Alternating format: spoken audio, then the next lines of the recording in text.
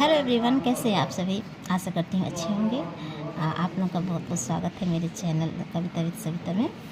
हम लोग हिंदी साहित्य का इतिहास पढ़ रहे थे और उसमें हम लोग ने एक दो पेज देख लिया था। हम लोग यहाँ से शुरू करेंगे आचार्य रामचंद्र शुक्ल से। आचार्य रामचंद्र शुक्ल ने शिव सिंह सेंगर, जॉर्ज ग्रेयसन तथा मिश्र बंधुओं के इतिहास को कविवृत्त संग्रह संज्ञा से अभिहित किया है। आचार्य शुक्ल ने लिखा है, ये कथन इम्पोर्टेंट है तो ध्यान दीजिएगा। जबकि प्रत्येक देश का साहित्य वहाँ की जनता की चित्रवृत्ति का संचित प्रतिबिंब होता है, तब यह निश्चित है कि जनता की चित्रवृत्ति के परिवर्तन के साथ साथ साहित्य के स्वरूप में भी परिवर्तन होता चला जाता है। आदि से अंत तक इन्हीं चित्रवृत्तियों की परंपरा को परखते हुए साहित्य परंपरा के साथ उनका सामंजस्य दिखाना ही साहित्य का इतिहास कहलाता है। जनता के साथ उनका सामंजस्य दिखाना ही साहित्य का इतिहास कहलाता है।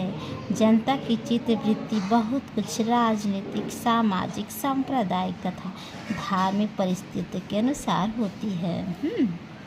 ये महत्वपूर्ण कथन जो है हिंदी साहित्य का इतिहास आलोचना ग्रंथ रामचंद्र शुक्ल के द्वारा जो उसी में से लिया गया है। ठीक है। सर्वप्रथम आचार्य रामचंद्र शुक्ल ने साहित्य इतिहास को आलोचना से पृथक किया। देखिए, आचार्य रामचंद्र शुक्ल ने साहित्य इतिहास को आलोचना से पृथक किया तथा अपने विकासवादी एवं वैज्ञानिक दृष्टिकोण का परिचय दिया। आचार्य रामचंद्र शुक्ल ने साहित्य इतिहास के प्रति एक निश्चित व सुस्पष्ट दृष्टिकोण का परिचय देते हुए युगीन परिस्थितियों के संदर्भ में विकास क्रम की व्याख्या करने का प्रयास किया। आचार्य शुक्ल ने काल विभाजन के अंतर्गत हिंदी साहित्य के 900 वर्षों के इतिहास को 4 सुस्पष्ट कालखंडों में विभक्त किया है। शुक्ल जी ने भक्ति काल को 4 भागों या शाखाओं में बांटकर उसे सर्वप्रथम शुद्ध दार्शनिक एवं धार्मिक आधार पर प्रतिष्ठित किया। देखिए यहाँ पे भक्ति काल को 2 भागों में बांटा, निर्गुण धारा, सगुण धारा। फिर निर्गुण धारा को 2 भागों में ज्ञानाश्रयी शाखा, प्रेमाश्रयी शाखा। इसमें संत कवि आ जाएंगे, इसमें सूफी कवि जो प्रेमाख्यानों की रचना की वो लगा जाएंगे, और इसमें राम भक्ति शाखा, कृष्ण भक्ति शाखा। ये दोनों राम भक्ति शाखा में भी बहुत सारे कवि जिन्होंने राम के स्वरूप और राम की भक्ति की है, राम पे पद लिखे हैं, दोहा चौपाइयों में भी लिखे हैं। और कृष्ण भक्ति शाखा में कृष्ण के स्वरूप की और राधा कृष्ण के प्रेम की मतलब वर्णन हुआ है। तो इसमें महत्वपूर्ण कवि जो सूरदास जी हो जाएंगे, और राम भक्ति काव्य में शाखा में सबसे महत्वपूर्ण तुलसीदास हो जाएंगे। और रामचंद्र शुक्ल ने तुलसीदास को ज़्यादा ही महत्व दिया है। रामचंद्र शुक्ल ने अपने इतिहास में पहली बार कवियों और साहित्यकारों के जीवन चरित्र संबंधी इतिहास वृत्ति के स्थान पर उनकी रचनाओं के साहित्यिक मूल्यांकन को प्रमुखता दी। एडविन ग्रीव्स महोदय ने सन 1917 ईस्वी में अंग्रेजी भाषा में स्केच ऑफ हिंदी लिटरेचर नाम से हिंदी साहित्य का एक संक्षिप्त इतिहास ग्रंथ लिखा। इन्होंने हिंदी साहित्य के इतिहास के 5 विभाग किए हैं। सन 1920 ईस्वी में FEK ने अंग्रेजी भाषा में हिस्ट्री ऑफ हिंदी लिटरेचर नाम से एक इतिहास ग्रंथ लिखा। तज़किरा ईश्वराई हिंदी ब्रैकेट में 1848 ईस्वी नामक इतिहास ग्रंथ मौलवी करीमुद्दीन द्वारा लिखा गया। इसमें कुल कवियों की संख्या 1004 है, जिसमें हिंदी के 62 कवि हैं। इस ग्रंथ में प्रथम बार कालक्रम का ध्यान दिया गया। ध्यान दीजिएगा, प्रथम बार इसमें कालक्रम का ध्यान दिया गया है। आचार्य हजारीप्रसाद द्विवेदी ने 3 इतिहास ग्रंथ की रचना की। आचार्य हजारीप्रसाद द्विवेदी भी बहुत महत्वपूर्ण आलोचक हैं, आप देख सकते हैं।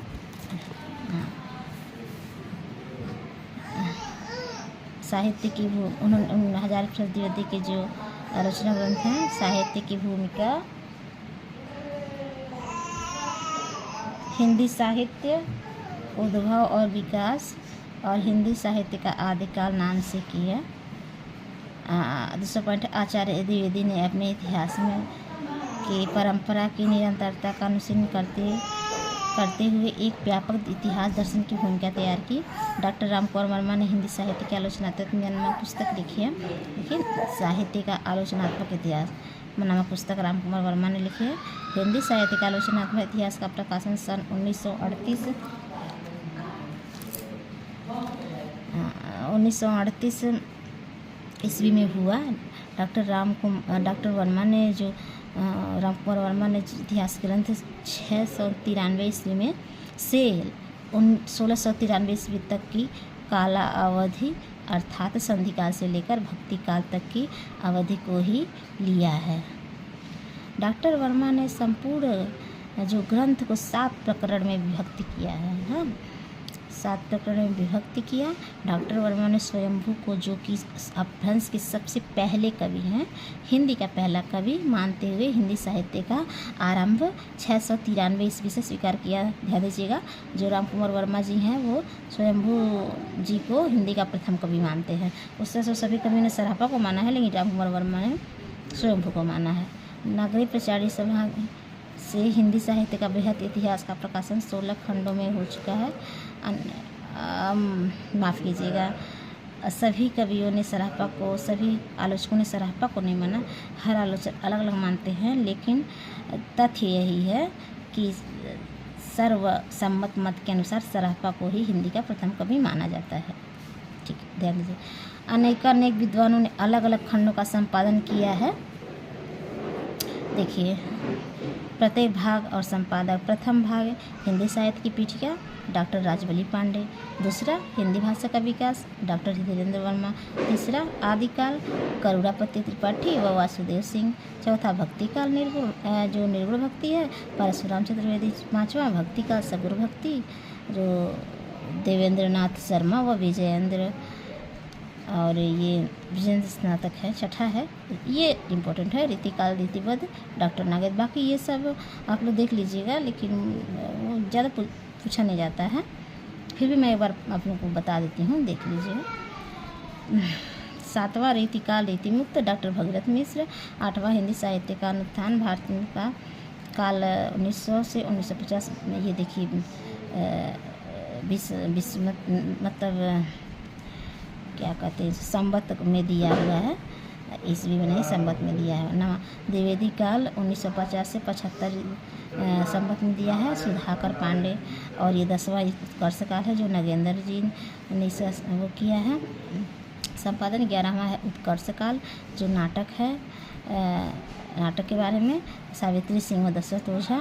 और 12वां कथा साहित्य, निर्मला जैन। और आगे देखते हैं।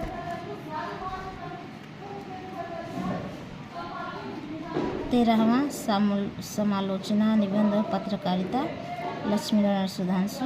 14वां, अद्यतन काल, डॉक्टर हरवंश शर्मा और डॉक्टर कैलाश चंद्र भाटिया।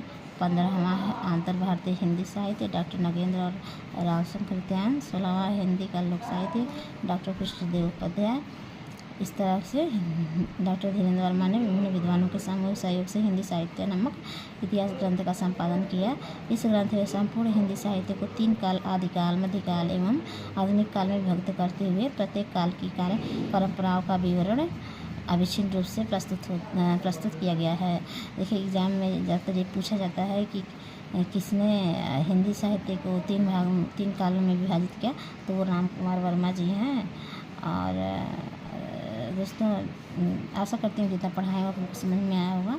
मेरा भी ये प्रयास है, थोड़ा कोशिश कर रही हूँ कि मैं भी आप लोगों की तरह ही एक अभ्यर्थी हूँ और संघर्ष कर रही हूँ। मैंने जो टीजीटी का एग्ज़ाम दिया है, उसमें देखिए क्या होता है। पैसे नंबर तो ठीक है, एग्ज़ाम में मतलब क्वेश्चन भी ठीक ठाक आए थे, लेकिन अब देखिए रिज़ल्ट कब तक आता है, और रिज़ल्ट के बाद ही पता चलेगा कि क्या हुआ। लेकिन निरंतर इसी तरह क्लास मेरा होगा, और आप लोगों को सिर्फ हिंदी साहित्य का इतिहास ही नहीं, जब ये इसके साथ साथ मैं उपन्यास कहानी, नाटक, ये सब आप लोगों को ट्रिक के माध्यम से पढ़ाऊँगी ताकि आप लोगों को एकदम कंठस्थ हो जाए। जैसे मैं जिस ट्रिक से याद की हूँ उस ट्रिक से मैं आपको बताऊँगी। अगर आपको पसंद आएगा तो ठीक है, आप लोग भी उसी ट्रिक से याद कीजिएगा। मैंने ये ट्रिक अपनाई है, अभी तक मुझे याद है और मुझे लग रहा है कि एक आध 2 बार मैं पढ़ लूँगी तो मुझे हमेशा के लिए ही याद हो जाएगा। और आप लोग भी ऐसे थोड़ा मेहनत करते रहिए, अपने मन से भी थोड़ा पढ़ते रहिए, क्योंकि वैकेंसी आने वाली है और आप लोग ऐसे पढ़ाई में ध्यान देंगे तो शायद लाइफ आप मतलब अच्छी हो जाए। चलिए मिलते हैं अगले वीडियो में। धन्यवाद।